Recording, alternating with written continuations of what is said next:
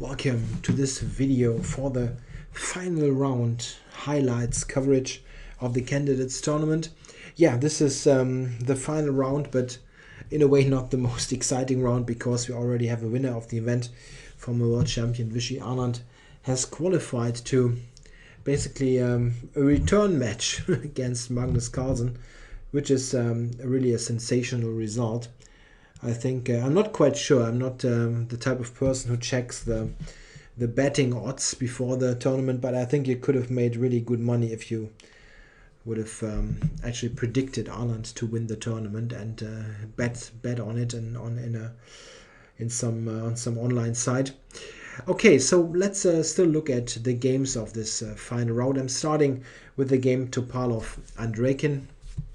Topalov on last place in the tournament with a -2 score, while Andreikin has on 50%. So Topalov certainly trying to get a win in, but let's see what happens.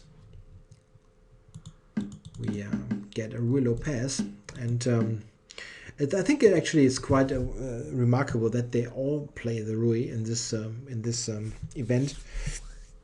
Of course, it's the main opening here in Double King Pawn, but there's also the Scotch and other stuff, so not even trying to do something in other lines. Okay, we have a Berlin again, and this time White is allowing this knight d4 trade, which normally is considered to be quite okay for black. And knight a3 is a rare setup that Topalov chooses here. It set Andreikin some problems. He took a while to decide on his setup, but I think he found a very good solution. He played d5, an active setup in the center, not being content with, let's say, d6 or any slow kind of build up, and it turned out to be quite okay for black. Topalov now took, yeah, it looks a bit weird to give up the center, but what he's doing is actually to try to attack it with his pieces. Bishop here, the knight may be coming to e3 or to b4, attacking the d5 pawn.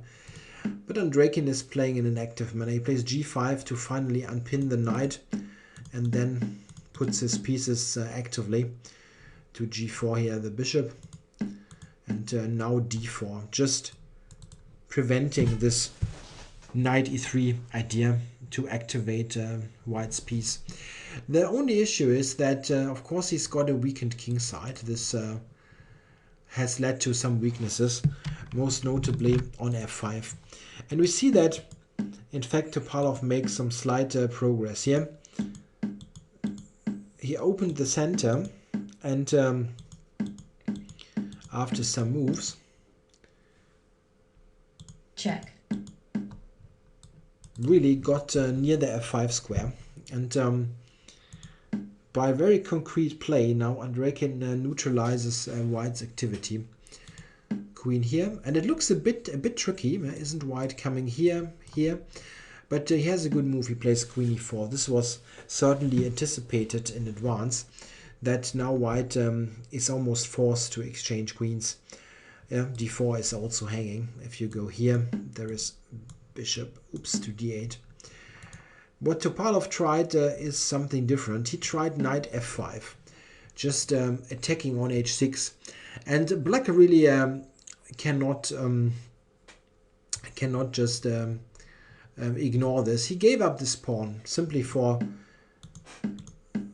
activity, putting the rook on d8. King h7 was not good due to rook c1 with a very great with a very bad pin on the knight. So this is okay. Rook to d8, giving up the pawn and activating the king in the process. So White has won a pawn, but okay, well, this is one of those double pawns.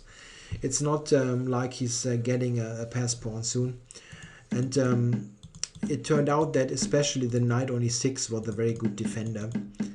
White couldn't make any sort of progress. They played this up to move 60 something. I don't know quite precisely.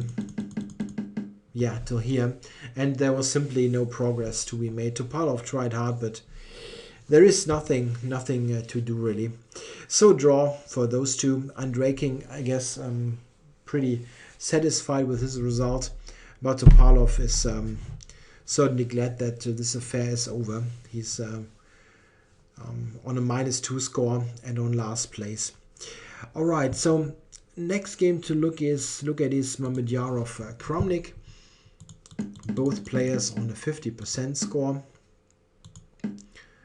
Not great for Kramnik. For Mamedyarov, I guess a so-so result. I think he had ambitions for this tournament, and you could see that he was quite well prepared in most openings. He had ideas and so on, but he had this game against Kramnik, in which he had a winning position and lost ultimately, which is probably one of the key points of the tournament. Check. Okay, we got a Nimzo here with Queen C2. A very, very solid line for black. This had been played already in the tournament in the first round game, Andreikin Kramnik, where Andreikin played Queen C2. Kramnik there also didn't have any big problems in equalizing. In fact, they played a sort of completely, or let's say a game that was completely prepared. And here Mamedyarov even goes for the queen trade after some thought. Well, I'm not quite sure about all this. Maybe he was content with the draw anyway, but this cannot endanger black in any case. He played this in this fashion. I think actually now with bishop b7, Kramnik is making a precise move. He could have taken, and after that, it let's say after here, and let's say here. White has a little something, not great, but something to play for. And bishop b7 seems to be more precise. It keeps some pressure on the long diagonal and makes white lose a move even with f3. Or let's say, play a non-developing move. And this black actually could use to completely equalize on the queen side. We had those mess trades now. Yeah, we need move 30 to agree a draw. And here they agreed in a completely dead position. Yeah, a bit of a non-game. It's really not much to talk about here. This is a very solid line. And, well, for both players, there's no particular reason to do anything drastic in this game. I mean, it's a kind of a game where you just hope that the opponent is doing something crazy, then you maybe can do something, but it's not like they'd certainly play the Budapest Gambit to even lose for a change. Sorry for the Budapest fans, but let's say some sort of offbeat opening is not really making much sense in this context. All right, a draw here. So what else do we got? We got, of course, Aronian Karjakin. Let's look at this. That game, both players are on 50% before the round. Aronian always, he was on a good, he was on track at times. He had a good score, +1, and but he never really could get near Anand. He had some chances that he didn't take, and now after losing against Andreikin in the round before, he's really back on 50%. Okay, let's see what happens here. Aronian playing e4, surprisingly, but he has not prepared any sort of big theoretical innovation. He's just playing this type of chess, developing, not doing any sort of preparation on war with Karjakin, just playing natural stuff, and in the long run trying to get something in the center here with the later c3 and d4. This is not the most ambitious way ever to play, but it keeps pieces on the board, and it gets to an interesting position. It's not like it's completely boring. After d5 we got e5, knight d7 and c3, and here we see the conflict in this game. White wants to do d4 and get a structure typical of the French defense, which I think would be quite favorable for white, because the bishop is not so well placed on b7. With the bishop on b7 in the French structure, you have some issues often. It's not doing much, really. It does not protect e6, so that you can easily play f6. And, well, you also cannot exchange it easily. In this structure, white, I think, would be somewhat better if he could get d4 in, so Karjakin plays d4 himself. And we get a very unconventional structure here, with black having played b3. And it's a bit about tactical nuances here, which I explained a bit in the longer version of this. But it came down to this position where knight e4 exchanges the c5 knight that had landed protection to the b3 pawn. So white is gaining this pawn. It looks all nice, but starting from here, I don't really understand what Aronian is doing.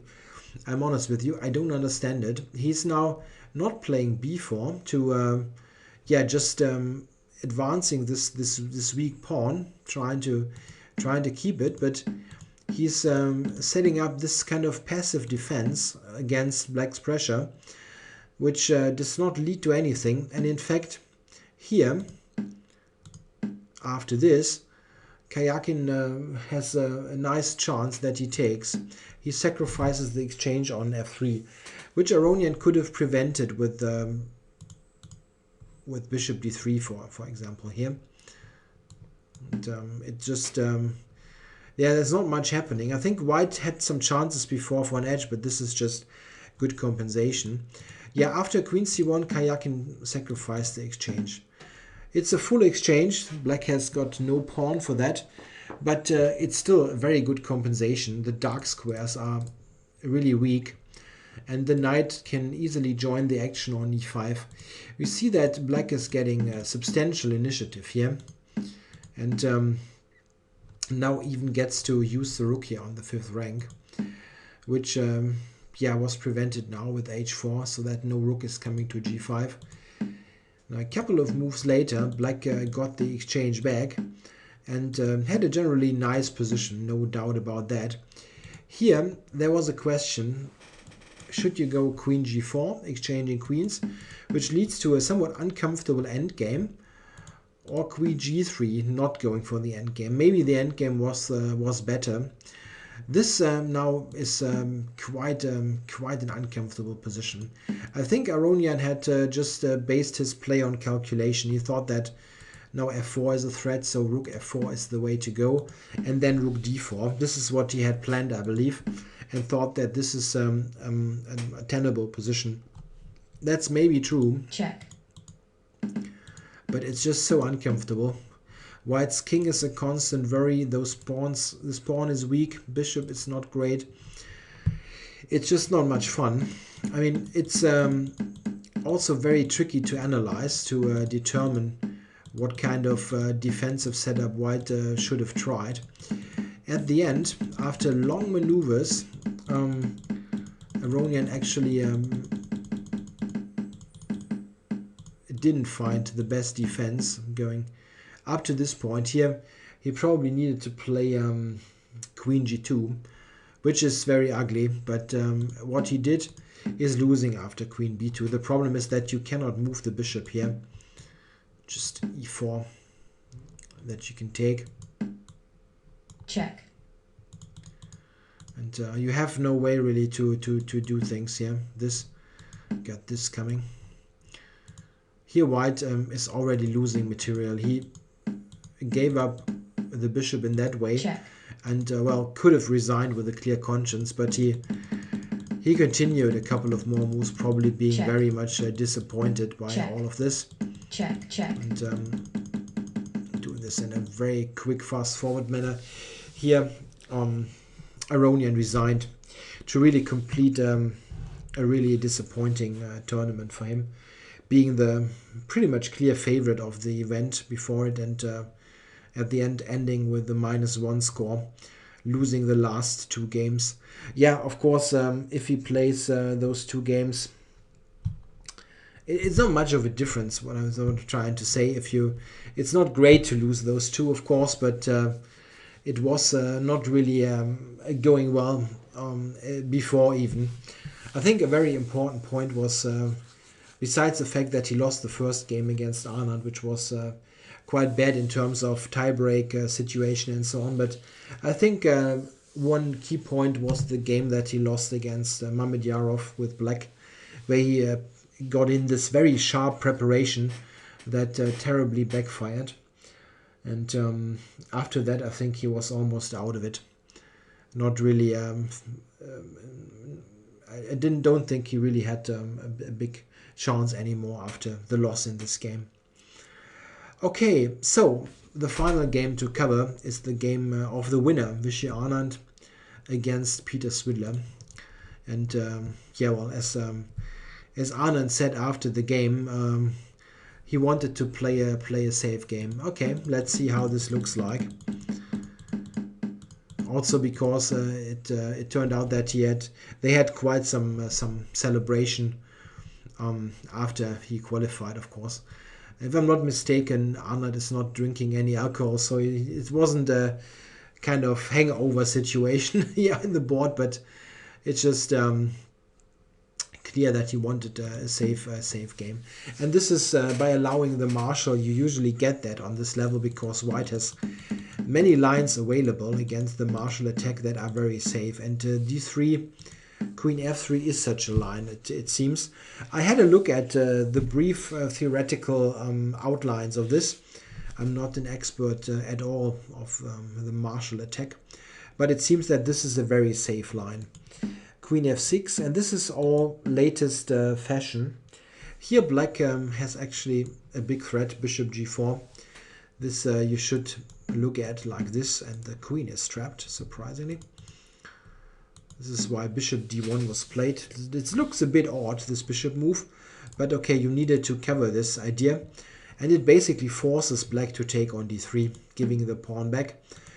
After knight e4 now, we see white's point. This is a hanging bishop. You cannot really move it anywhere besides taking it. And now we, right out of the opening, have transposed into an endgame situation with two rooks, both sides, and white having the bishop pair. Looks nice, but black has the momentum. He's got the tempi in, threatening a mate now. White needs to cover that. And now Svidler gets in his improvement, bishop f4. Improvement means this has been played before in a game last year between Grandmasters Caruana and Kazimjanov. There bishop e5 was played, bishop f4 seems to be an even clearer equalizer. We get some more trades in, and now a3. a3 actually is the new move compared to a game that Alexei Shirov has played just a couple of weeks ago. It all seems to be a rather, yeah, it's very drawish, let's put it that way. Knight f4 is the active defense. Black also could have tried knight e7, trying to hang on in a bit of a passive fashion, but knight f4 is probably the cleanest solution. Actively going forward to attack b2. And with precise play, we got many more trades. Check. And at the end, a total clearance on the queen side. So a draw agreed here. A very much expected turn of events in this game. Anand not really in a fighting mood anymore, understandably, after he has won the tournament already. While Svidler is certainly not, let's say, trying to play some sort of dubious gambit here, trying to confuse Vishy for whatever reason. A draw is perfectly okay. It's been a long tournament, and why not agree to this draw here? In former times, when they didn't have those draw rules, not allowing a agreed draw before move 30, they maybe would have agreed earlier even. All right, so this tournament is over. The coverage for this tournament is also completed. I have analyzed all the games in single videos. So if you do a quick calculation, 14 rounds, 4 games, which means a hell of a lot of chess. Is this 28, 40? Wow, this is like 65 games, and some of the videos are quite long. For those of you also who really watched all of it, you're tough. Okay, I hope you enjoyed the coverage. I think it was a very interesting tournament with an unexpected result, really. We had lots of interesting games, especially in the first half of the tournament. I think this is also due to the fact that 14 rounds is quite a long distance, many games, and you shouldn't forget that it's not just the games that needs to be played, but also the preparation and all the tension of like 3 hours of top level chess. It really 3 hours, 3 weeks gets to you. So I think the quality of the games deteriorated a bit at the end, but there were many interesting games played, and only very little games that didn't have much content, mostly near the end of the event. Yeah, I hope you enjoyed the coverage. Thanks for watching. I think, by the way, I'll be back with covering top level chess quite soon, but not to this extent, not like doing all the games.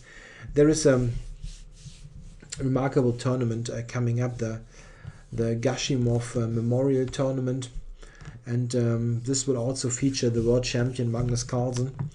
I'll do some coverage of this tournament, certainly with a daily video, maybe two. I need to see what time I can spend on this. All right, thanks for watching.